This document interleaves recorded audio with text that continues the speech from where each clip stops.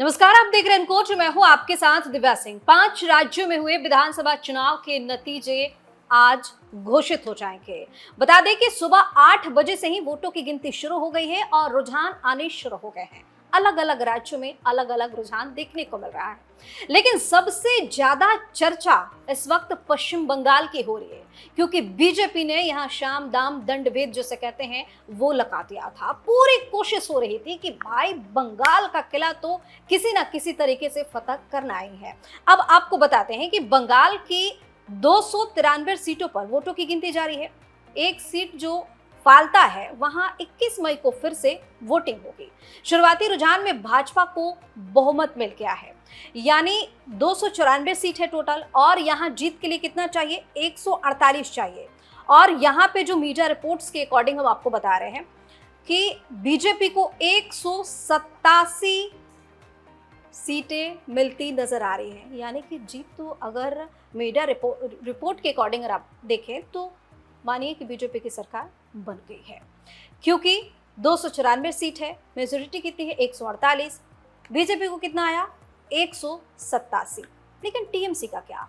TMC के पास 100 सीटें देखने को मिल रहे हैं अभी तक के रुझान के अनुसार, अभी तक की अगर रिपोर्टों और आंकड़ों को देखें तो उसके अकॉर्डिंग।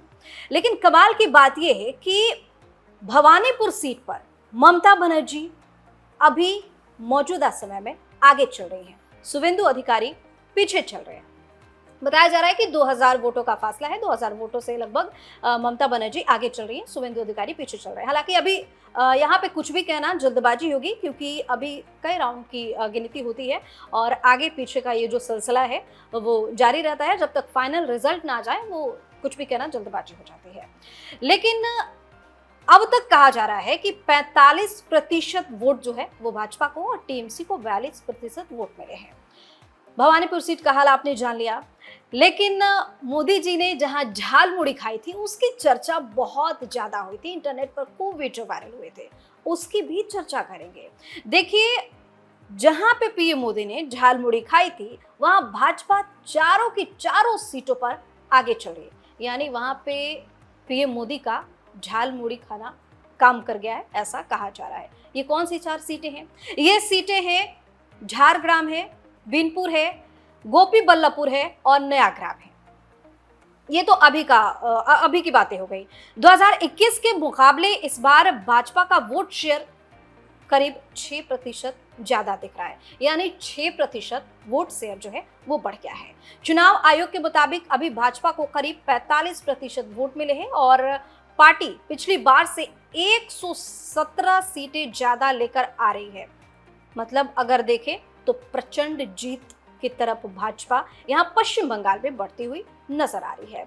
अब बात कर लेते हैं कि मौजूदा स्थिति क्या है। जिस तरीके से रुझान सामने आ रहे हैं, जिस तरीके से रिजल्ट सामने आ रहे हैं, उसको देखते हुए पश्चिम बंगाल में जश्न की तैयारी शुरू हो गई है। जश्न की तैयारी कहना शायद थोड़ी गलती हो गई। जश्न शुरू हो गया है, तैयारी नहीं, जश्न भी शुरू हो गया। अलग अलग सीटों पे, पश्चिम बंगाल के अलग अलग सीटों पे जहां बीजेपी को बढ़त मिल रही है, जहां भारी बहुमत से बीजेपी की जीत देखने को मिल रही है, वहां पे जो उनके कार्यकर्ता हैं उनका जोश काफी ज्यादा हाई देखने को मिल रहा है। लेकिन कमाल की बात यह है, गौर करने वाली बात यह है कि मीडिया रिपोर्ट्स के अनुसार ये बताया जा रहा है कि जो टीएमसी के दफ्तर है वहां पे पूरी तरीके से सन्नाटा पसरा हुआ है, सुबह से कोई नहीं दिख रहा है। लेकिन जो बीजेपी का दफ्तर है वहां पे चहल पहल है, वहां पे लोग अबीर गुलाल एक दूसरे को लगा रहे हैं और जमकर जश्न मना रहे हैं, मिठाइयां बांटी जा रही हैं अभी से ही, जबकि फाइनल रिजल्ट अभी घोषित होने बाकी है।